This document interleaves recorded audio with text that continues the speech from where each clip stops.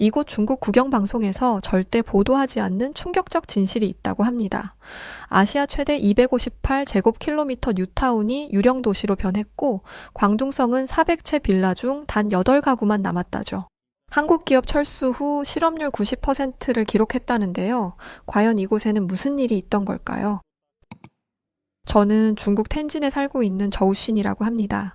전 경제학자로 쭉 일을 했었지만 알 수 없는 크고 작은 건강상의 문제들로 결혼 이후 주부로 살고 있어요.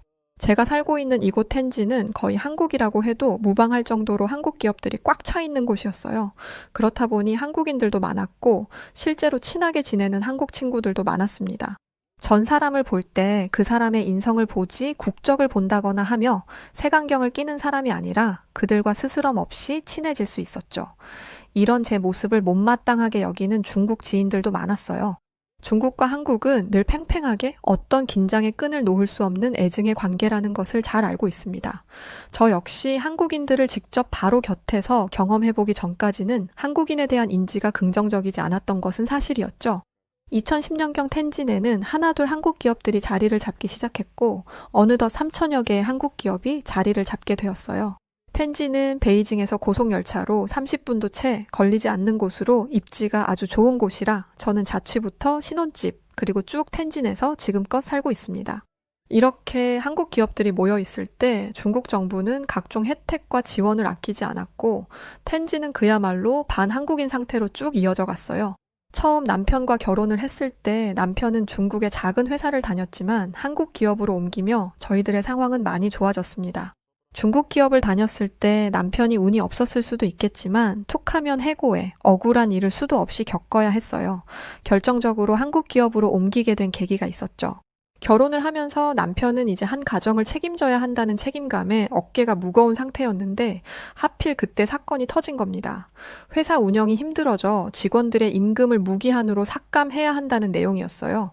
한두 달이어도 타격이 큰데 무기한이라는 소리는 기약도 없이 월급을 줄여서 주겠다는 거잖아. 그건 정말 너무한 거 아니야? 그게 싫으면 나가라는 소리네? 저번에도 그래놓고 알고 보니 회사가 힘든 것도 아니었잖아. 정말 해도 너무한 거 아니야? 안 그래도 회사도 출퇴근하기 멀었는데 이참에 텐진 쪽으로 회사를 옮기는 게 어떨까? 내가 주변에서 들어보니 한국 기업은 그래도 안정적으로 다닐 수 있다고 다들 그러더라고. 그래서 텐진으로 이사 오는 사람들도 많잖아. 안 그래도 그래야 할까 싶어. 이미 한국 회사 입소문이 어느 정도 나서 그마저도 자리가 없을까봐 좀 서둘러서 움직여야 할 것 같아. 그냥 바로 정리하려고. 이렇게 끌려다니는 것도 하루 이틀 일이지. 이러다 정말 나중에 아이 태어나고 돈 들어갈 곳 천지인데 이러면 너무 힘들 것 같아. 그렇지? 중국 기업이라고 해서 다 그런 건 아니겠지만 대체적으로 늘 이런 식의 무대뽀 운영 방식이 어느 정도는 있었습니다. 만약 텐진에 한국 기업 3천여 개가 들어서지 않았더라면 비교 대상이 없으니 묵묵히 참고 버티며 다녔겠죠. 그러나 한국 기업에 들어가 일하는 중국인들이 하나둘 생기고 그들의 호평이 줄을 잇고 있으니 제 남편도 이때다 싶어 옮기기로 결정을 했습니다. 외국인이라 해서 한국인들과 차별되는 것도 없었고 대기업이니 상여금이나 보너스 등 돈 문제는 아주 확실하고 깔끔하게 챙겨줬죠.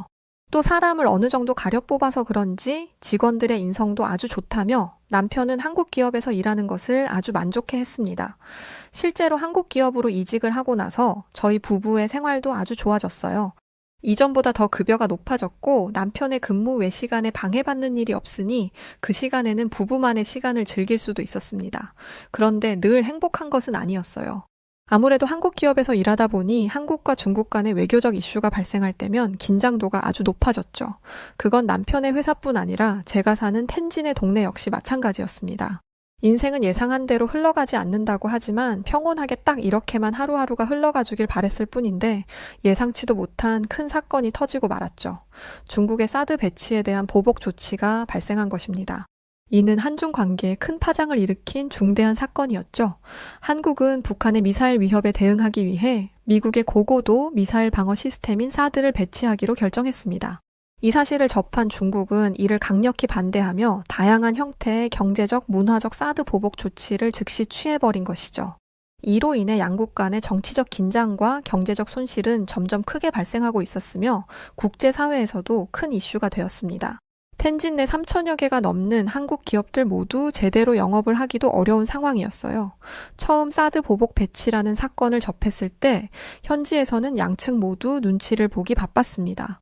한국인도 저희 중국인들도 서로가 서로에게 도움을 주며 살아가고 있다는 것을 너무 잘 알고 있었거든요. 사드 보복 조치같이 국제적인 이슈는 일반 시민들이 접근하여 해결하기엔 무리가 있었습니다. 그러니 흘러가는 상황을 묵묵히 바라볼 수밖에 없었어요. 한국은 한반도 안보를 강화하기 위해 사드 배치를 결정한 것이었고 이해가 됩니다. 미국과의 동맹 관계를 더욱 강화하고 북한의 위협에 대응하기 위한 이 결정은 중국의 강력한 반발을 불러온 겁니다. 전 사실 한국 쪽 입장이 더 이해가 가는 상황이라 왜 중국이 저렇게까지 민감하게 반응하는지 알 길이 없었어요. 평소 문제가 발생한다고 한들 명쾌한 답을 즉각적으로 내주는 정부도 아니기에 답답함에 그저 속이 타들어갔습니다. 그렇게 얼마나 기다렸는지 드디어 중국 정부의 입장이 나왔죠. 한국 사드의 레이더 시스템이 자국의 군사 활동을 감시할 수도 있는 아주 중대한 사안으로 판단되고 있으며 이는 안보 위협으로 간주하고 있고 그에 따른 강력한 대응을 할 것입니다. 정말 예상치도 못한 반응이었습니다. 물론 안보 위협이라 판단을 할 수도 있을 것이고 아무것도 모르는 제가 알 길은 없겠죠. 그렇지만 이건 중국 정부에서 자국민에 대한 배려가 단 하나도 없는 아주 이기적이고 독단적인 공산주의적 행동임이 분명했습니다. 사드 배치 결정 이후 중국은 과감하게 한국에 대해 다양한 경제적 사드 보복 조치 액션을 취하기 시작했어요. 대표적으로 중국 정부는 한국 제품에 대한 수입 규제를 강화했고 한국 기업의 중국 내 사업 활동을 제한하기 시작했습니다. 이게 얼마나 큰 파장을 불러올지 한국 기업에서 일하는 중국인들 그리고 저와 가족들 같이 한국인들과 친밀하게 지내는 저희 텐진 이웃들은 모두 알았어요. 중국은 정말 한다면 하는 곳이라 저희들은 이 사태의 심각성을 곧장 피부로 실감하기 시작했습니다. 한국의 대형 유통업체 롯데는 중국 내에서 영업정지 명령을 받았고 너무 충격적이었죠. 이것을 시작으로 한국산 화장품, 전자기기는 통관 절차가 지연되는 등 굉장히 큰 어려움을 겪기 시작했습니다. 한마디로 한국이라는 글자가 붙은 것이라면 뭐든 맞고 보기 시작했어요. 중국 내에서 한국 관광상품 판매까지 중단이 되었고 한국으로의 단체 관광객 송출이 급감하는 등 관광 산업에도 큰 타격을 입히기 시작했죠. 심지어 경제적 보복에 그치지 않고 중국은 한국 문화 콘텐츠에 대한 규제도 건드리기 시작했습니다. 한국 드라마와 음악, 영화 등의 수입을 제한시켰고 한국 연예인의 중국 활동도 크게 제한을 시켜버렸죠. 이는 한류 열풍으로 중국인들의 마음을 사로잡고 있던 찰나에 한순간 문화적 교류까지 끊어버린 것입니다. 오죽하면 이런 중국의 보복 조치를 보고 북한에서 넘어온 탈북민 지인은 이런 말을 했죠. 내가 목숨 걸고 넘어와 여기서도 이렇게 숨어 살고 있지만 아직도 북한에서 사는 것 같네요. 북한도 중국도 한국 망가뜨리려고 안간힘을 쓰는 걸 보면 한국이 대단하긴 한가 보네요. 이 말을 듣고 보니 정말 북한과 이 중국이 다를 게 하나도 없다는 생각이 들었어요. 이렇게 막무가내로 한국과의 모든 교류를 단번에 끊어내면 당장 어떻게 살라는 것인지 막막했습니다. 아니나 다를까 중국 정부의 행패는 당장 자국민들의 생계 타격으로 이어지기 시작했어요. 평소 텐진 거리를 거닐면 한국 기업들에는 늘 사람들이 많았고 서로 웃으며 대화도 나누곤 했지만 서로 알 수 없는 팽팽한 긴장감만이 맴돌고 있었습니다. 그중 친하게 지내던 한국인 지인에게 용기 내 연락을 해보니 이런 말을 하더군요. 가게 폐업 준비 중이에요. 중국 정부에서 한국 기업들 다 나가라고 선포를 하고 압박을 넣어서 버틸 수가 없네요. 이게 이렇게까지 타격을 받을 줄은 몰랐어요. 여기서 어렵게 자리 잡고 이제야 빛을 보고 있었는데 참 힘드네요.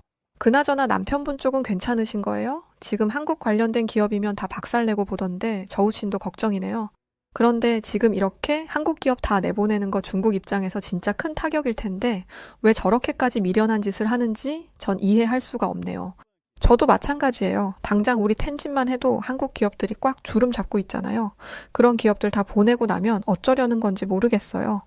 남편 쪽도 시끌시끌해서 어떻게 해야 할지를 모르겠네요. 단발성도 아니고 이 조치가 꽤 오래도록 흘러갈 것 같은데 참 큰일이네요. 여러모로 제가 대신 죄송해요. 한국인들과 잘 지냈지만 정말 면목이 없어서 얼굴을 들 수가 없었습니다. 전 재산을 끌어다 가게를 차린 사람들이 대부분인데 그들은 한순간에 정부 압박 때문에 모든 걸 놓고 떠나야만 했죠. 그런데 중국인인 제가 얼마나 미울까요? 제가 하는 모든 말들이 정확히 위로로 들리지 않을 거라는 것을 알았기에 저는 그저 제 진심만을 전할 뿐 말을 아꼈습니다. 그렇게 정말 한순간에 한국인 지인들은 다 떠났고 텐진은 처참했어요. 한국의 삼성전자는 스마트폰과 TV 공장 가동을 중단하고 LG전자도 생산 법인을 폐쇄하기 시작했습니다. 한국 중견 가전업체라는 위니아도 텐진 내 냉장고 및 전자레인지 생산 공장을 모두 매각해버렸죠.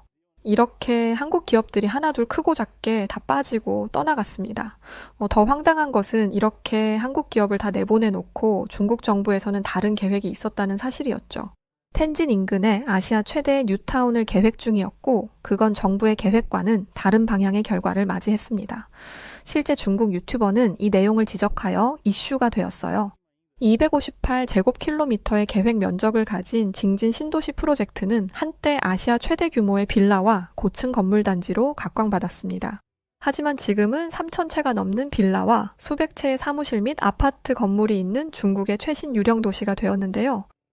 베이징에서 차로 1시간 거리에 있는 텐진의 징지 고속도로 출구 옆 중국과 유럽 스타일이 결합된 아치형 도로가 징진시를 맞이합니다. 파리의 개선문에서 이름을 딴 승리의 문으로 상당한 기대가 있었죠. 온천, 리조트, 골프장, 오락시설, 박물관, 사원, 2개의 대학 등 방대한 땅이 버려져 있습니다. 과연 중국 정부는 이 사태를 어떻게 해결할 것인지 귀추가 주목되고 있는 가운데 사드 보복 조치 이후 한국 기업이 대거 이탈하며 생긴 영향이 아니라고 하지만 배제할 수 없는 상황이라 보여집니다. 뉴타운 설립에 매진하고 있던 정부였지만 텐진을 이렇게만 폐허 도시로 만들고 더 방대한 도시가 잘 될 리가 없었죠. 역시나 그곳도 피해자는 주민이었어요. 실제 지역 주민은 자신이 사는 지역에는 거의 400개의 빌라가 있지만 가을과 겨울에는 겨우 8에서 10가구만 거주한다고 밝혔죠.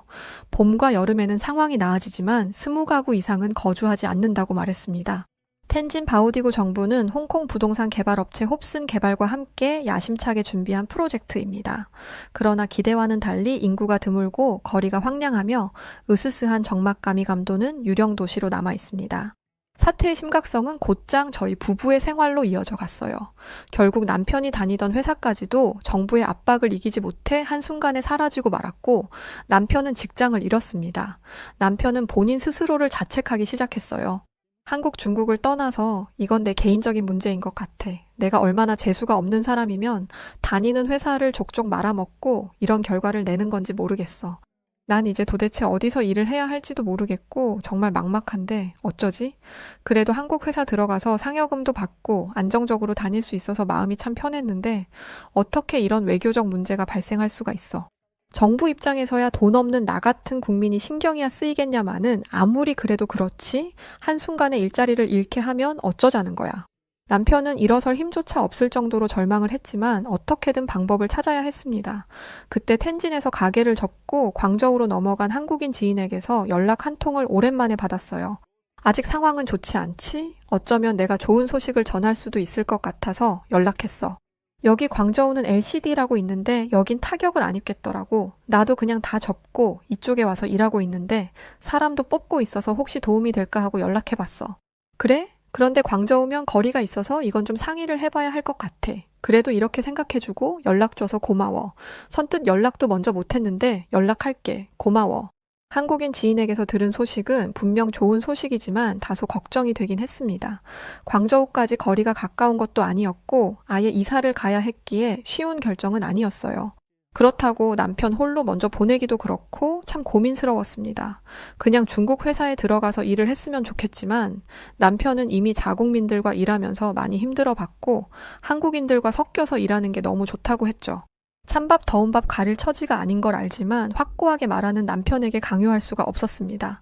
그래서 전 남편에게 지인의 정보를 알려줬고 의외의 대답을 했죠. 딱 1달 정도 내가 먼저 가서 일을 해보고 이사를 할지 말지 결정해보자. 바로 집을 옮기는 건 현실적으로 어려운 일이잖아. 그런데 만약 거기가 괜찮은 거라면 난 거기서 쭉 일하고 싶거든. 상황이 이 지경인데도 버티고 있는 한국 기업이라면 어떤 문제가 생겨도 버틸 거야. 그러니 꼭 거기로 가야겠어. 그렇게 남편은 홀로 광저우로 떠났고 이변 없이 생산직으로 들어가 일을 할 수 있게 되었습니다.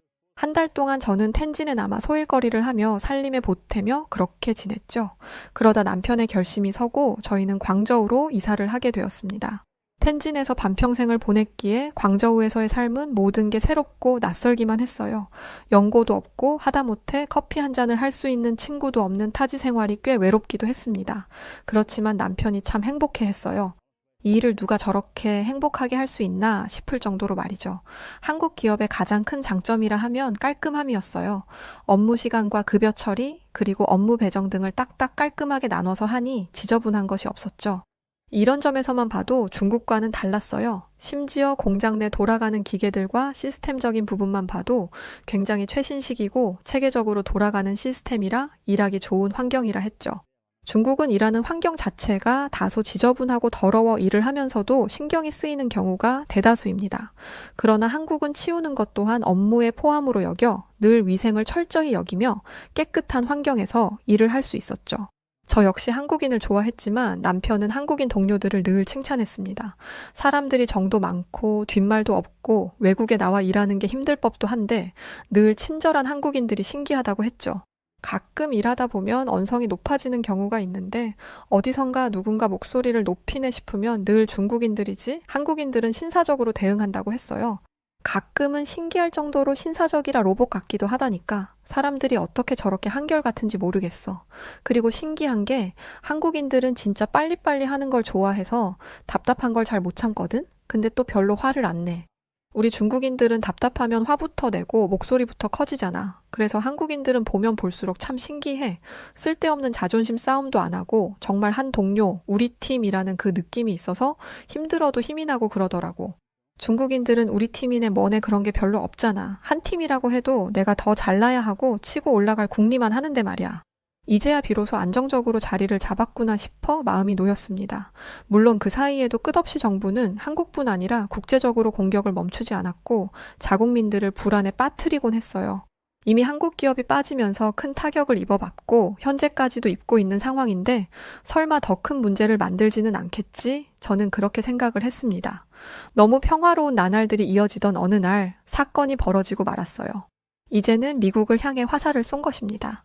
미국 행정부의 관세 인상에 맞서 중국 정부는 보복 관세를 부과하고 나섰죠. 미국이 4일 중국산 수입품에 10+10% 관세 인상 조치를 밀어붙인 바 있는데 이에 중국 정부는 주저없이 대두를 비롯한 미국산 농축산물에 10에서 15% 보복 관세 부과 방침을 발표한 것입니다.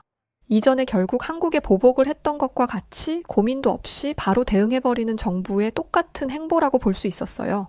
역시나 불안감이 밀려오기 시작했고 도대체 이런 식으로 전 세계의 굵직한 나라들을 자꾸 적으로 삼으면 어쩔 셈인지 정말 중국 정부에 묻고 싶었습니다. 미국, 중국의 무역 갈등의 여파가 심화될수록 결국 한국과의 좁혀진 관계까지도 더욱 멀어질 것으로 보여지고 있죠. 이미 한국 기업들이 철수했고 아직도 철수하고 있는 상황에 미국까지 등지면 과연 중국 정부는 어떻게 살아남으려는 작정일까요? 비교적 중국은 저렴한 노동력을 바탕으로 제조업의 중심지로 떠오르긴 했습니다. 그러나 이것도 한때 얘기고 최근 몇 년간 인건비가 급격히 상승했고 그 결과 기업들은 중국 대신 더 저렴한 생산 비용을 제공하는 베트남, 인도, 인도네시아 같은 국가로 눈을 돌리고 있죠. 특히나 한국의 삼성과 같은 대기업들은 베트남을 새로운 생산 기지로 선택하여 안정적인 운영을 이미 이어가고 있습니다. 이렇게 대체 시장이 많은 상황에 중국은 이런 태도를 보일 것이 아닌 거죠. 아직까지 반도체 산업만큼은 여전히 중국 시장에 자리를 하고 있습니다. 전 세계 반도체 수요의 상당 부분을 중국이 차지하고 있다는 이유인데요. 삼성전자와 같은 기업들은 중국에서 완전한 철수를 선택하기보다는 기존 생산 시설을 유지하며 상황을 지켜보는 것이죠. 그러나 새로운 투자는 적극적으로 진행하지 않고 있고 향후 어떤 변화가 있을지는 아무도 모르는 것입니다. 결과적으로 전 미국과의 무역 전쟁은 결국 한국에 그나마 남은 기업에도 영향을 줄 거라 생각했어요. 단순히 일시적 현상이 아닌 경제적 환경 변화와 글로벌 정치적 긴장이라 말이죠. 기업들은 중국을 떠나 더 유리한 환경을 제공하는 대체 시장으로 진출해 글로벌 경쟁력을 강화하기 위한 새로운 길을 모색하겠죠. 이건 너무 당연한 결과라 생각합니다. 정말 슬픈 예감은 틀리지 않았어요. 혹시나 하면서도 설마 했는데 굵직하게 그나마 있던 이곳 한국 기업의 턱까지 잡고 다녔던 저희 부부는 한순간에 무너지고야 말았습니다. 결국 LG 디스플레이가 중국 광저우 LCD 공장을 현지 기업에게 약 2조 원에 매각하고 말았어요. 그리고 텐진의 악몽이 다시금 실현되기 시작했습니다. 광저우는 텐진과 비교할 수 없을 정도로 큰 도시입니다. 베이징, 상하이와 함께 중국 3대 도시로 인구가 무려 2천만 명에 육박하는 대도시인데요. LG 디스플레이를 비롯한 한국 기업들이 텐진 때처럼 빠지자 도시의 중심가가 황폐해지면서 유령 도시로 변하기 시작했죠. 그동안 한국 기업들이 양질의 일자리를 주고 광저우 지역 경제를 지탱해 주었다는 것을 뼈저리게 느끼는 순간이었습니다. 그간 한국인에게 손가락질하고 욕하던 중국인들까지도 후회하고 반성할 정도이니 말이죠. 이번 광저우 사태를 본 해외에서는 이런 말도 했더군요. 중국 경제에 크게 기여한 게 한국인데 사드 보복으로 한국 기업을 다 쫓아내다니 한국은 중국이 문을 열었을 때 가장 먼저 중국에 진출해준 곳인데 은혜를 모르네요. 중국에 가장 먼저 손 내밀어 준 게 한국 아닌가? 믿음도 없는 중국에 공장 짓고 그 모습 보고 전 세계가 중국 시장에 진출한 거잖아. 한국인들이 과연 왜 떠났을까? 그들은 충실하고 좋은 사람들입니다. 텐진 때와는 비교가 안 될 수준으로 광저우의 처참함과 중국 정부의 무능함은 세계적으로 비판받기 시작했습니다. 한 유튜브 채널에서는 한국 기업이 떠난 후 처참해진 광저우의 실체에 대한 영상을 현실적으로 촬영해서 올렸고 그 모습에 모두가 충격을 받았죠. 그러나 살고 있는 제가 봤을 때 전혀 자극적이지 않은 사실만이 담긴 영상이었고 올린 사람은 중국인이었어요. 광저우는 예전의 모습이 없고 이제 더는 버틸 수가 없어요. 이곳에 많은 사람들이 일자리는커녕 끼니조차 해결하지 못하고 있습니다. 현재 광저우의 도시 빈민촌에서는 주민 90%가 소득이 전혀 없어 그들은 신용카드에 의지해서 살거나 대출을 받지만 이 또한 갚지를 못합니다. 심지어 광저우의 사업주들은 블랙리스트에 오르고 직원들에게 고소당하고 공급업체로부터 지불을 요구받으며 체납자로 낙인 찍히고 있습니다. 상태는 아주 심각했죠. 전자상거래 회사로 가득했던 고층 빌딩 전체가 텅 비어 있고 길거리 상점들은 문을 닫았죠. 주말과 휴일 인파로 북적이던 거리에는 아예 텅 비어 인파도 없습니다. 베이징 로드와 보행자 거리로 몰려들던 방문객들은 이제 예전의 활기찬 거리와는 극명한 대조를 이루는 적막함을 맞이하고 있죠. 이제 광저우에 남은 것은 단 하나도 없습니다. 다른 선택지가 없으니 모두가 고향으로 급히 돌아가거나 외국으로 나가 일자리를 찾기 시작했죠. 이어 광둥성의 5G 휴대폰 및 가전제품과 같은 제품으로 한때 세계 시장을 주도했습니다. 하지만 2024년 광둥성의 경제 성장률은 크게 둔화되었죠. 1분기 소매 판매액은 전년 동기 대비 0.7% 증가한 3조 5천억 위안에 달했고 이는 상반기의 1.2% 성장률보다 낮을 뿐 아니라 전국 평균 성장률 3.3%에 미치지 못했습니다. 이 수치는 광둥성의 경제 침체가 예상보다 빠르다는 것을 보여주는 것이죠. 경기 침체는 세계적 경제 불확실성, 수출 및 투자 감소, 국내 경제 구조 조정의 어려움에 기인하는 것입니다. 많은 제조기업이 성공적으로 전환하지 못하고 국제시장 장벽과 공급망 중단에 직면해 있는 것이죠. 이런 경기 침체에 대처하기 위한 지역정책 조치도 기대에 미치지 못하고 있습니다. 결국 텐진 광저우에 이어 광둥성까지 중국은 현재 숨기려 하지만 이미 수면 위에 드러나고 있는 것들만 언뜻 봐도 심각한 경제 위기가 왔음을 인정해야 할 것입니다. 제가 건강에 문제만 없다면 남편의 부담감을 덜어줄 수 있었을 텐데 저렇게 한국 기업의 목을 매달지 않았을 텐데 하는 여러 생각이 들었어요. 할 수 있는 게 고작 집에서 경제 흐름이나 읽는 것, 돌아가는 상황 보는 것이라 답답했습니다. 결국 매각당하고 남편은 또다시 절망에 빠질 줄 알았지만 의외의 모습과 결단에 깜짝 놀랐어요. 중국에서 일자리 구하는 게 더 어렵다는 건 당신이 경제 읽을 줄 아니까 잘 알 거라 생각하고 길게 말 안 할게.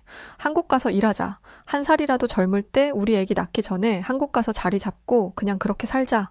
한국 회사에서 일하면서 내내 고민했던 일인데 동료들도 이미 간 사람들도 있고 준비 중인 사람들도 있고 가면 도움받아서 바로 일할 수 있어.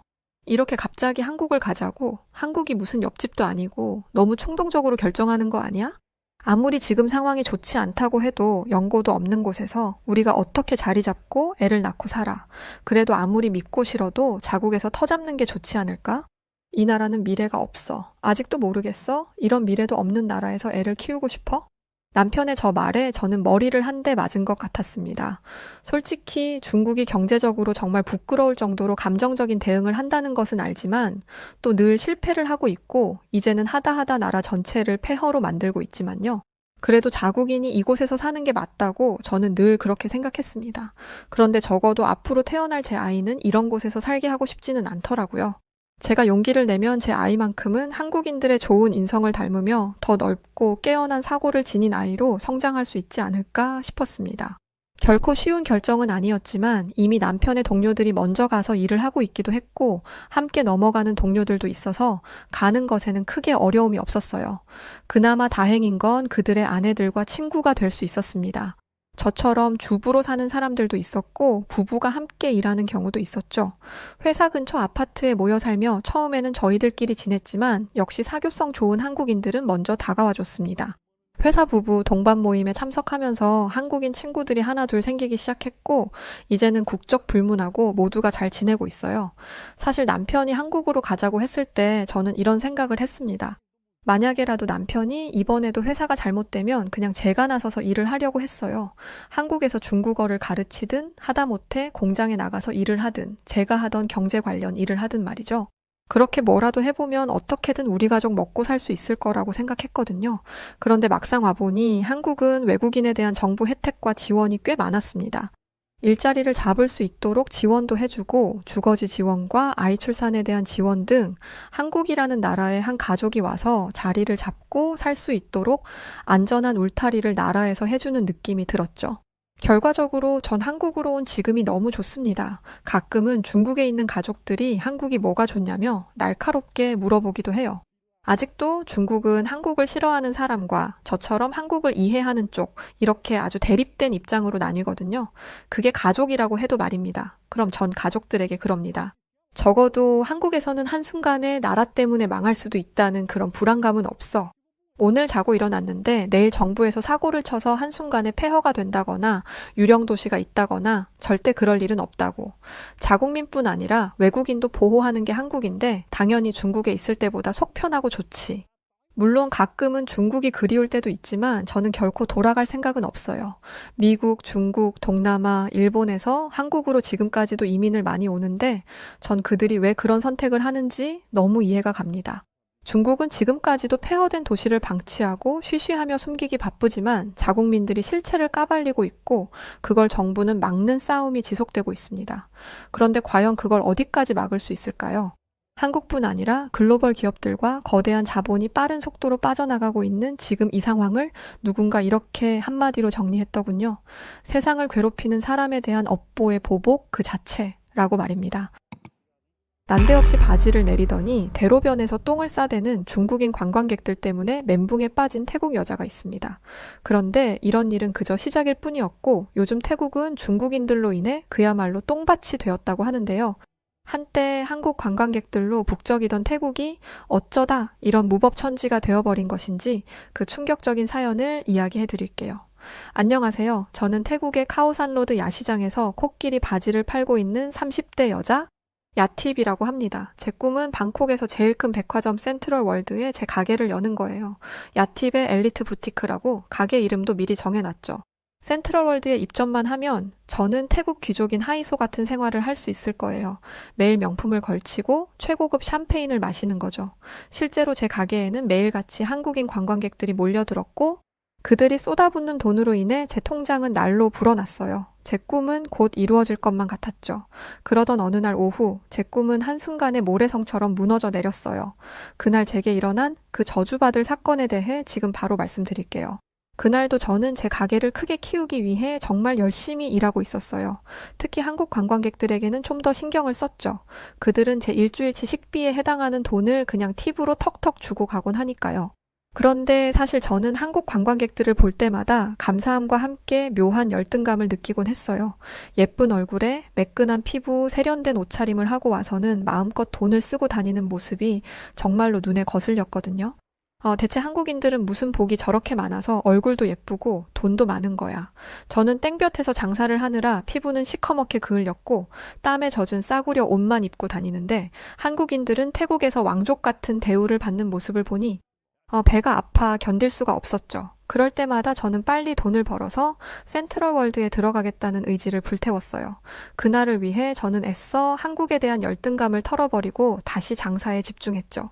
그런데 한국의 여자 아이돌 멤버가 태국 야시장에서 쇼핑을 한 뒤 상황이 이상하게 돌아가기 시작했어요. 그 아이돌은 한 작은 옷가게에서 흰 원피스를 하나 샀는데 그날 이후 그 가게는 말 그대로 대박이 터졌어요. 사람들은 그 아이돌이 산 것과 똑같은 원피스를 사기 위해 그 가게로 몰려들었죠.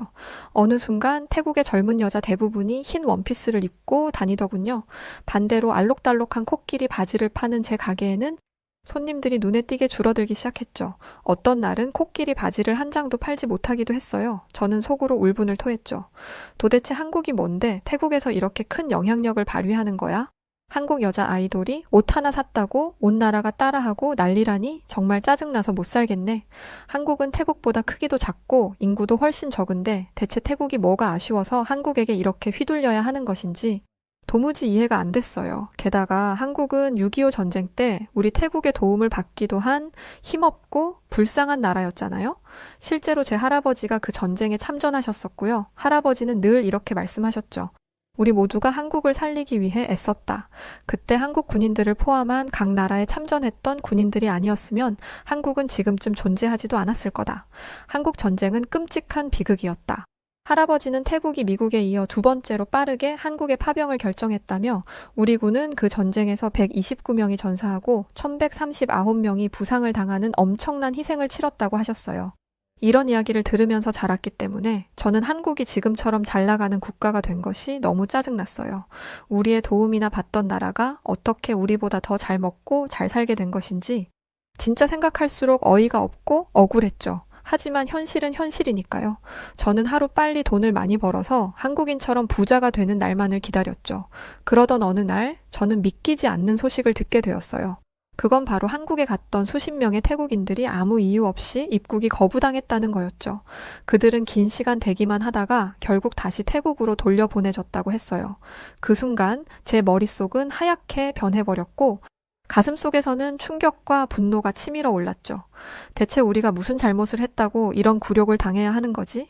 태국군의 도움을 받고 겨우 살아남은 국가 주제에 감히 은혜를 원수로 갚아? 제가 이런 생각을 하고 있을 때 옆 가게 주인인 수키 씨 제 가게에 찾아왔어요. 소식 들었어? 한국이 우리 태국 사람들을 그냥 쫓아냈대. 아무 이유도 없이 말이야. 이건 진짜 말도 안 돼. 어떻게든 한국인들 버릇을 고쳐줘야지 안 되겠어. 저는 수키의 말에 강력하게 동의했고 그날 저녁 태국의 외교부 장관도 한국의 부당한 처사에 대해 강하게 항의한다고 말했죠. 그날 이후 태국인들 사이에서는 벤 코리아 운동이 시작됐어요. 거리에는 우리는 오만방자한 한국을 거부한다. 한국 제품은 절대 사주지 말자라는 문구가 적힌 플래카드들이 걸렸고 SNS에서도 태국의 자존심을 지키자라는 글이 도배되었죠. 저는 그런 글을 볼 때마다 좋아요를 누르며 벤 코리아 운동에 동참했어요. 그런데 시간이 지나면서 한국인들이 이 벤 코리아 운동에 대해 불쾌해한다는 이야기가 들려왔어요. 한국 언론에서는 태국을 비난하는 목소리가 커졌고 일부 한국 네티즌들은 태국 여행을 보이콧하겠다는 반응을 보이기도 했죠. 처음에 그 소식을 들었을 때 저는 어이가 없었어요. 한국은 도대체 얼마나 오만한 거지? 자기네들이 태국인들을 함부로 대해놓고 오히려 우리한테 화를 내는 게 말이 돼? 우리 태국도 강한 나라다 이거야. 한국이 아무리 잘 나가도 우리에게 이렇게 굴면 안 되지. 저는 이렇게 생각하며 크게 콧방귀를 뀌었어요. 그런데 한편으로는 복잡한 감정이 들기도 했죠. 만약 한국인 관광객들이 진짜 태국에 오지 않으면 어떻게 돈벌이를 해야 하지? 한국인들이 없으면 가게 매출이 엄청 줄어들 텐데 이런 현실적인 걱정이 밀려왔거든요.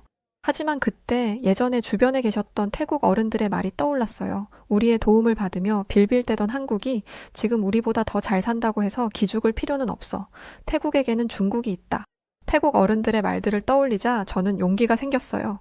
그래, 한국 따위 없어도 태국은 괜찮아. 한국 전쟁 때 오히려 우리 도움받은 나라잖아. 거기에 중국까지 힘을 보태면 아니, 오히려 더 잘 될 거야. 이런 생각을 하니 왠지 모르게 마음이 가벼워졌어요. 그동안 느꼈던 짜증과 열등감이 조금씩 사라지면서 다시 희망이 피어나는 것 같았죠. 그렇게 저는 태국은 위대해라는 굳건한 마음을 품고 잠에 들었답니다. 그리고 잠시 후 저는 아주 신기한 꿈을 꾸었죠. 글쎄, 엄청나게 많은 한국인들이 제 앞에서 무릎을 꿇고 이렇게 비는 것 아니겠어요? 야팀님, 제발 한국을 용서해주세요. 저희가 다 잘못했어요. 제발 태국에 다시 올 수 있게 해주세요. 저희는 태국 없이 못 살아요. 한국인들이 저에게 매달리며 애원하는 모습에 저는 꿈이지만 어깨를 으쓱이며 콧노래를 불렀죠. 그러면서 한국인들을 향해 턱을 치켜들고는 이렇게 대답했어요. 공짜로는 안 돼요. 우리 태국의 코끼리 바지를 1억 장 주문하시면 고려해보죠. 그러자 한국인들은 감격해서 눈물까지 흘리며 감사합니다 야탐님, 당장 주문하겠습니다. 이렇게 말하더군요. 저는 그 비굴한 모습을 보며 깔깔 웃기 시작했는데 갑자기 눈앞에서 빛이 번쩍이더니 저는 잠에서 깨어났어요. 대박! 이거 예지몽 아니야? 창밖을 내다보니 아침 풍경이 어느 때보다 아름다워 보였어요. 저는 이제 그 무엇도 두렵지 않았죠. 저는 그렇게 긍정적인 마음으로 하루를 시작했답니다. 오늘은 정말 특별한 날이 될 거란 예감이 들었죠. 하지만 제 눈앞에 펼쳐진 광경은 충격 그 자체였어요. 뭐야, 왜 손님이 하나도 없어? 대체 다들 어디로 간 거야? 늘 관광객들로 북적이던 카오산 거리는 마치 유령 마을이라도 된 것처럼 횡해져 있었어요. 평소 같았으면 이 시간에 벌써 100명은 지나갔을 텐데 지나가는 것이라고는 길고양이 한 마리뿐이었죠. 저는 제가 아직 꿈을 꾸고 있는 건가 싶어서 제 볼까지 꼬집어 봤어요. 하지만 이건 꿈이 아니었어요. 그 순간 제 머릿속에서 우당탕 하는 소리가 들려오더군요. 그건 바로 제 희망이 무너지는 소리였죠. 우리는 정말 한국 없이 살아갈 수 없는 걸까? 이대로 밴코리아 운동을 하는 게 정말 우리에게 도움이 되는 걸까? 그런 생각이 들자 눈물이 왈칵 쏟아지더군요. 아침에 꾸었던 그 화려한 꿈이 이렇게 허무하게 깨질 줄은 몰랐으니까요. 그런데 문제는 여기서 끝이 아니었어요. 갑자기 휴대폰이 울리길래 뭔가 하고 봤더니 은행에서 메시지를 보내왔더군요. 대출금 상환일이 7일 남았습니다. 그 순간 저는 다리에 힘이 풀려 주저앉고 말았어요. 어떡해. 이제 어떡하지. 꿈에서 봤던 찬란한 미래는 온데간데 없고 제 앞에는 막막하고 잔인한 현실만이 기다리고 있었죠. 센트럴 월드의 꿈은커녕 이제 당장 내일 먹을 밥도 걱정해야 할 신세가 되며 그렇게 저의 특별한 날은 시작도 하기 전에 막을 내리고 말았답니다. 문제는 시간이 갈수록 상황이 점점 더 나빠졌다는 것이었어요. 한국인 관광객들이 발길을 끄는 이후로 카오산 로드는 점점 더 횡해져만 갔죠. 하루에 몇천 바트씩 벌던 시절이 있었는데 이제는 손님이 하루에 한두 명이나 들어오면 다행인 날들이 이어졌어요. 가게 안에서 저는 한숨만 푹푹 내쉬었어요. 그렇게 혼자 멍하니 앉아 있는데 건물주가 저를 찾아왔습니다. 아이고, 가게에 이렇게 파리만 날려서 어째? 야 팁, 당신 이번 달 월세는 낼 수 있어? 건물주의 말에 저는 숨이 막혔어요. 그동안 모아둔 돈으로 겨우 한 달을 버텼는데 이제 그마저도 바닥이 났거든요. 제가 할 수 있는 것이라고는 떨리는 목소리로 건물주에게 애원하는 것뿐이었죠. 사장님, 죄송한데 조금만 시간을 주세요. 한국 손님들이 곧 돌아올 거예요. 그때 제가 꼭 밀린 월세 다 갚을게요. 저는 이렇게 말하며 결국 울음을 터트리고 말았고 그런 제가 불쌍해 보였는지 건물주는 딱 한 달만 기다려주겠다고 했어요. 저는 감사하다고 하며 몇 번이나 허리를 숙였고 그렇게 건물주가 떠난 뒤 저는 가게 문을 활짝 열었어요. 힘내자. 이제 곧 한국 손님들이 올 거야. 꼭 올 거야. 저는 인터넷 번역기를 돌려서 환영합니다. 라는 한국말이 적힌 팻말도 달았고 코끼리 바지도 평소보다 더 예쁘게 진열했죠. 하지만 현실은 냉정했어요. 날이 갈수록 거리는 더 황폐해져만 갔고 한국 손님들의 모습은 그 어디에서도 보이지 않았죠. 그렇게 건물주와 약속한 한 달이 다 되어가자 저는 거의 미친 사람처럼 행동하기 시작했어요. 어쩌다가 한국인처럼 생긴 사람들만 보이면 달려가 말을 걸었죠. 혹시 한국 사람이세요? 아, 유코리안? 하지만 그들은 한국인이 아니었고 결국 저는 완전한 절망에 빠져 모든 것을 포기할 준비를 했어요. 그때 저는 가게 안에 쌓인 먼지를 닦을 힘조차 없었고 그저 멍하니 앉아 텅 빈 카오산 로드를 바라볼 뿐이었죠. 그러던 어느 날 기적이 일어났습니다. 역시 우리 태국 정부가 국민들의 어려움을 그냥 보고만 있지 않았던 거예요.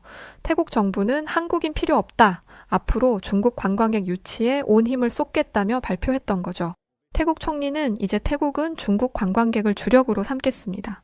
중국인들이야말로 진정한 큰손입니다. 라고 발표했고 뉴스에서는 중국 관광객만 있으면 우리 경제는 문제 없다는 말이 반복됐어요. 저는 그 이야기를 들으며 새로운 희망에 들뜨기 시작했죠. 이제 중국인들이 태국으로 몰려온다면 전보다 더 큰 돈을 벌게 될 것이라는 생각이 들었어요. 그렇다. 이제 한국 관광객 따윈 필요 없어. 중국인들이 오면 내 가게도 다시 잘 될 거야. 중국은 세계 2위의 경제 대국이니까 분명 한국보다 팁도 더 많이 줄 거야. 그리고 얼마 후 제 기대처럼 중국 관광객들이 물밀듯이 태국에 들어오기 시작했어요. 카오산 로드는 예전의 활기를 찾았죠. 게다가 중국 관광객들은 소문대로 큰 손처럼 보였어요. 그들은 한꺼번에 대량으로 물건을 사가고 여러 가게를 동시에 들락거리며 지갑을 열었죠. 이대로만 가면 백화점에 입성할 날도 멀지 않았어. 중국인들만 있으면 한국인 관광객들은 이제 필요 없어. 저는 그렇게 다시 희망을 갖기 시작했어요. 하지만 얼마 지나지 않아 엄청나게 끔찍한 사실을 마주하게 될지도 모른 채 말이죠. 정말 생각해보지도 못했던 문제들이 생기기 시작했습니다. 중국 관광객들은 돈은 많이 쓰지만 그만큼 문제가 많은 사람들이었어요. 중국인들은 가게 안에서 담배를 피우기도 했고, 옷을 갈아입다가 마음에 들지 않는다며 바닥에 옷을 던져놓고 가기도 했어요. 뿐만 아니라 검정봉지에 자기 맘대로 옷을 훔쳐가는 일들도 빈번했었죠. 저는 중국인들의 이런 비상식적인 모습에 충격받았습니다. 하지만 정말 충격적이었던 일은 따로 있었어요. 어느 날 진상 중에 진상인 중국인이 제 가게에 찾아왔거든요. 이 중국인은 한쪽 손으로 코를 후비며 제 가게에 들어와서는 그 더러운 손으로 제 가게에 있는 옷들을 마구 만지기 시작했어요. 저는 어떻게든 이 중국인을 말려보려 했지만 그는 제 말은 들은 척도 하지 않았죠. 그러더니 갑자기 옷을 반값으로 깎아달라는 말도 안 되는 요구를 했어요. 저는 당연히 그럴 수 없다고 했죠. 그러자 이 중국인은 자기가 원하는 값으로 옷을 내놓으라며 소리를 치며 진상짓을 하기 시작했어요. 에이, 이거 다 싸구려잖아. 공짜로 줘도 안 입을 옷을 내가 큰 마음 먹고 반값이나 주겠다는데 왜 이렇게 말이 많아? 저는 당장이라도 머리가 빠개질 것 같은 스트레스를 느끼며 계속 이러실 거면 그냥 나가달라고 말했죠. 그랬더니 이 중국인은 묘한 비웃음을 지으며 가게를 떠나더군요. 그러더니 가게 앞 도로 한복판에서 갑자기 바지를 내리고는 똥을 싸지르는 게 아니겠어요? 지금 대체 뭐 하시는 거예요? 여기는 화장실이 아니라고요. 저는 기절할 듯 놀라서 이렇게 소리를 질렀죠. 주변 상인들도 발걸음을 멈추고 그 광경을 지켜보고 있었어요. 하지만 이 중국인은 눈 하나 깜짝하지 않고 태연한 얼굴로 제게 이렇게 말했어요. 시끄럽고 닦아야 하니까 휴지나 내놔. 그 말을 듣는 순간 저는 어디서 몰래 카메라라도 찍고 있는 건가 하는 생각이 들었어요. 하지만 이건 그저 순수한 미친 현실이었을 뿐이었죠. 저는 땀을 삐질삐질 흘리며 멘붕 상태에서 서랍을 뒤져 휴지를 꺼내 들었어요. 그리고는 떨리는 손으로 그에게 휴지를 내밀었죠. 그러자 이 중국인은 뒤처리를 하더니 아무 일도 없었다는 듯 유유히 가게 앞을 떠나갔어요. 이제 남은 것은 그가 남긴 더럽고 냄새나는 흔적뿐이었죠. 저는 너무 기가 막혀서 머리를 감싸 쥐었어요. 도대체 내가 뭘 잘못했기에 이런 꼴을 당해야 하나 싶었죠. 중국인 관광객이 많아지면 많은 돈을 벌 수 있을 거라고 기대했는데 이건 완전히 제 상상을 초월하는 상황이었어요. 아무리 돈을 많이 벌어봤자 이런 일이 계속 생긴다면 차라리 가게를 접는 게 더 나을 거라는 생각도 들었죠. 그리고 가장 큰 문제는 이런 중국인들이 한둘이 아니었다는 거예요. 카오산 로드 곳곳에서 중국인들이 똥을 싸는 모습이 목격되었고 결국 태국은 쓰레기와 악취로 가득하게 되었죠. 거기에 더해 가게 앞에 쌓여가는 쓰레기와 시끄럽게 떠들어대는 중국인들의 목소리까지. 중국인들은 정말 어느 것 하나 정상적이지 않았어요. 저들은 단정한 한국인들과는 태생부터 달라 보였죠. 한국 관광객들은 코끼리 바지 하나 사면서도 웃으며 감사합니다 라고 정중하게 인사를 했고 몇백 바트씩 팁을 주곤 했는데 한국인들이 얼마나 예의 바르고 소중한 손님이었는지 그때 저는 몰랐던 거예요. 저는 이제 와 뒤늦게 한국인 손님들의 소중함을 깨달으며 후회의 눈물을 흘렸답니다. 그렇게 절망에 빠져 지내던 어느 날이었어요. 저는 그날도 가게 앞에서 한숨을 쉬고 있었는데 옆 가게 주인 수키 씨 그늘진 얼굴을 해서는 다가오더군요. 저는 수키 씨에게 왜 그러냐고 또 중국 관광객이 진상짓이라도 한 거냐고 물었죠. 그러자 수키 씨는 착 가라앉은 목소리로 이렇게 말했어요. 야팁. 내가 방금 엄청난 이야기를 들었는데 우리는 그동안 한국이 태국인들을 차별한다고 생각했잖아? 그런데 사실은 그게 아니래. 알고 봤더니 우리 태국인들이 한국에 가서 불법 체류를 하고 범죄까지 저질렀나 봐. 그래서 한국이 태국인들을 입국 금지시켰던 거래. 수킷의 말에 저는 누군가 제 머리를 세게 때린 것 같은 충격을 느꼈어요. 지금까지 저는 한국이 태국인을 차별하고 있다는 생각에 분노했고 그래서 벤코리아 운동에도 동참했던 것인데 사실은 우리 태국인들이 한국에 진상짓을 했던 것이었다니 견딜 수 없는 후회와 자책감이 밀려들었죠. 아무것도 모르고 한국 욕을 했던 제 자신이 너무 부끄러웠고요. 그런데 제 부끄러움은 여기서 끝이 아니었답니다. 그날 밤 집으로 돌아간 저는 아빠에게 이 일에 대해 말씀드렸어요. 그러면서 그래도 한국에 전쟁이 일어났을 때 태국이 한국을 도와준 것은 맞으니까 이제라도 사과만 잘하면 한국이 태국의 실수를 용서해주지 않을까? 라고 말했죠. 한국 전쟁 때 태국군이 큰 희생을 감내하며 한국을 도왔고 그로 인해 한국이 지금의 번영을 누리게 된 것은 부정할 수 없는 사실이었으니까요. 그때 아빠의 입에서는 충격적인 말이 나오기 시작했죠. 야, 팁. 놀라지 말고 들으렴. 우리 태국이 한국 전쟁에 참전한 이유는 순수하게 한국을 돕기 위해서가 아니었어. 사실 그때 태국은 제2차 세계대전에서 나치 독일과 일본 편에 섰던 나라였고 그로 인해 국제사회에서 엄청난 비난을 받고 있었지. 유럽 국가들은 태국도 독일과 일본처럼 죗값을 치러야 한다고 생각했고 우리는 잔뜩 숨죽인 채 그들의 눈치만 살피던 상황이었어. 아빠의 말이 끝나자 저는 아무 말도 할 수가 없었어요. 너무나도 당황스럽고 혼란스러웠거든요. 우리가 나치 독일과 일본 그 학살자들의 편이었다고요? 저는 그 말이 도통 믿기지가 않았어요. 태국이 2차 세계대전의 가해자였다는 사실은 평생 처음 듣는 이야기였거든요. 하지만 아빠의 표정은 전에 없이 진지했고 아빠가 제게 거짓말을 할 리도 없었죠. 그동안 저는 태국이 정의롭고 용감한 나라라고 한국을 돕기 위해 전쟁에 참전했다고 믿고 있었는데 저는 그 순간 모든 것이 산산조각 나는 기분이었어요. 아빠는 씁쓸한 표정을 지으시며 계속해서 이야기를 이어가셨어요. 2차 세계대전에서 패배한 후 태국은 국제사회에서 따돌림을 받고 있었지. 우리는 미국과 유럽 국가들에게 다시 인정을 받아야 했고 그래서 한국 전쟁에 참전했던 거야. 정의나 명예를 위해서가 아니라 그저 태국의 이익을 위해서 말이야.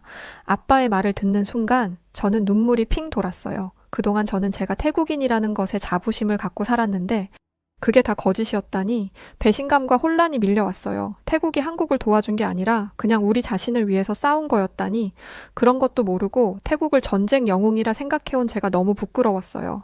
그렇게 수치스러워하는 저를 보며 아빠는 이렇게 말씀하셨어요. 우리가 한국에 대해 가졌던 편견을 이제는 버려야 해. 한국은 우리가 생각했던 것 이상으로 훌륭한 나라야. 한국은 식민지 시절과 전쟁을 겪은 뒤 국토의 대부분이 훼손되었지. 그야말로 초토화되었다고 해도 과언이 아니었어.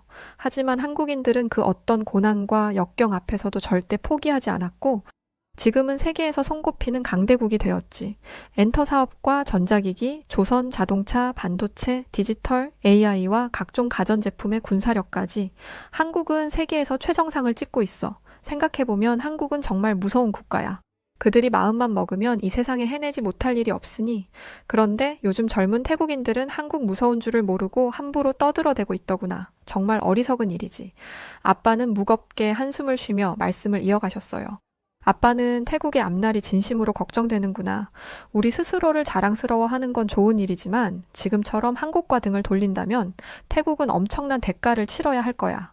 한국은 세계에서 정점을 찍은 강대국이니까. 만약 우리가 계속 이렇게 무지하고 고집스럽게 한국을 적대한다면 정말 큰 재앙을 초래할 수도 있어. 아빠의 말은 마치 경고처럼 들렸어요.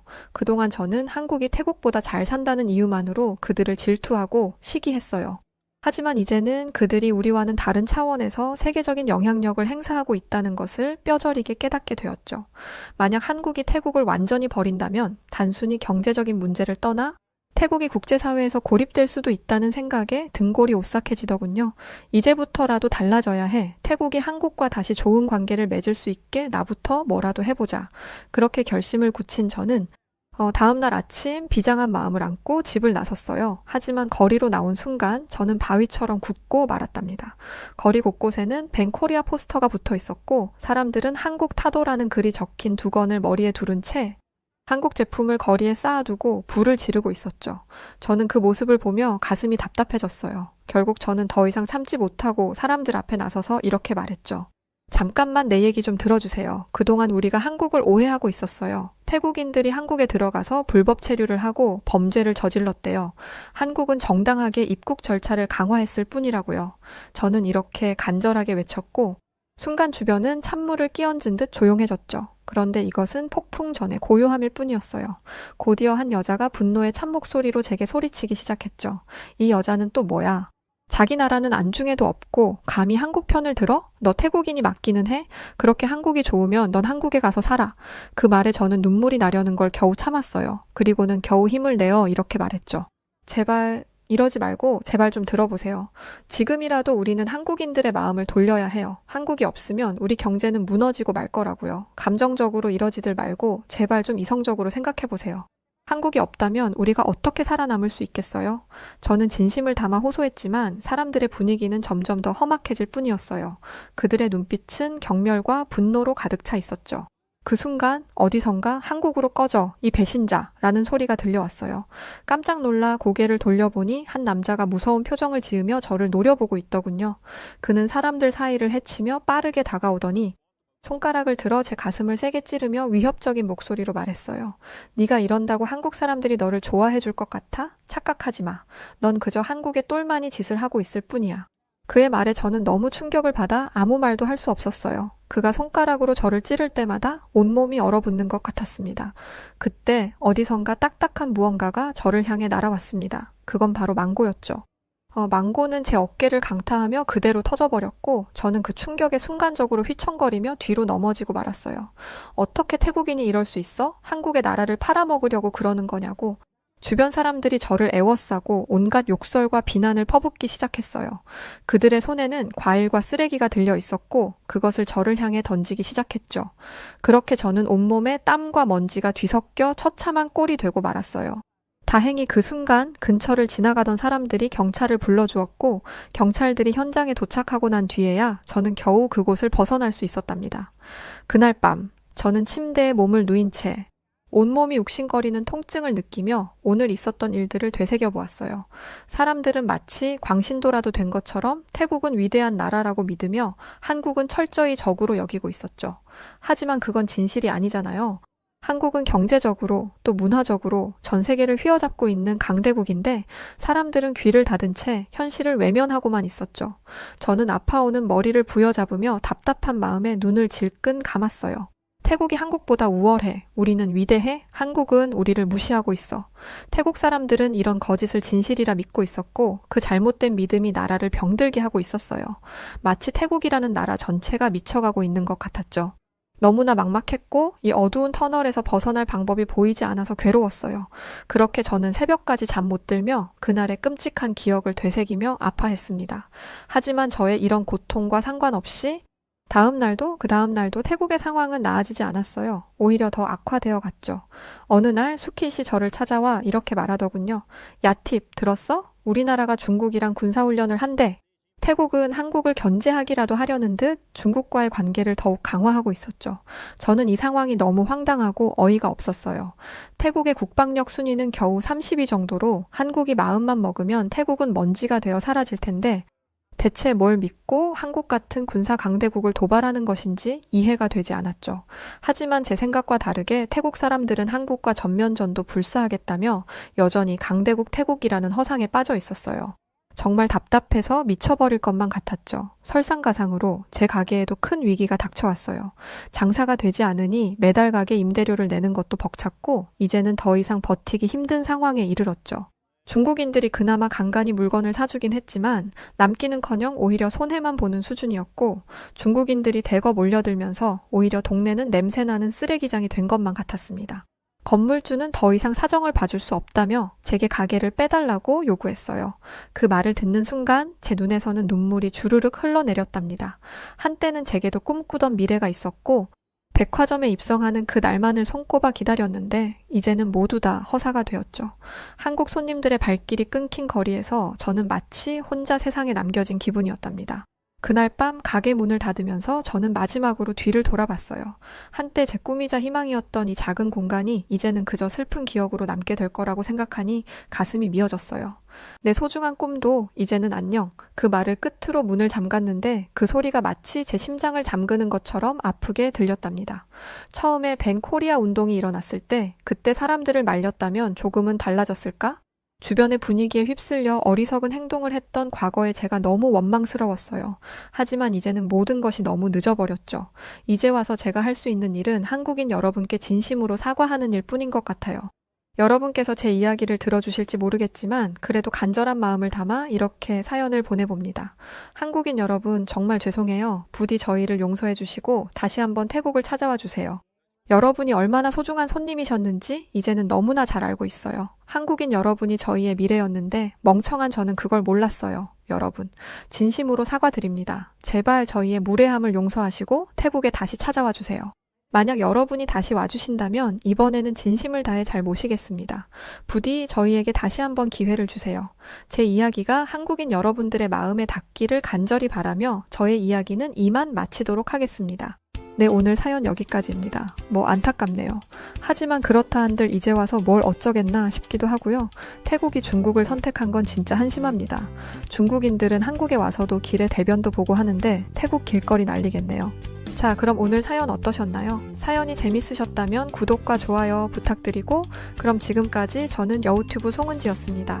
더 재밌고 즐거운 영상으로 다시 인사드릴게요. 그럼 고맙습니다. 그리고 늘 감사드리고 사랑합니다. 당신만의 여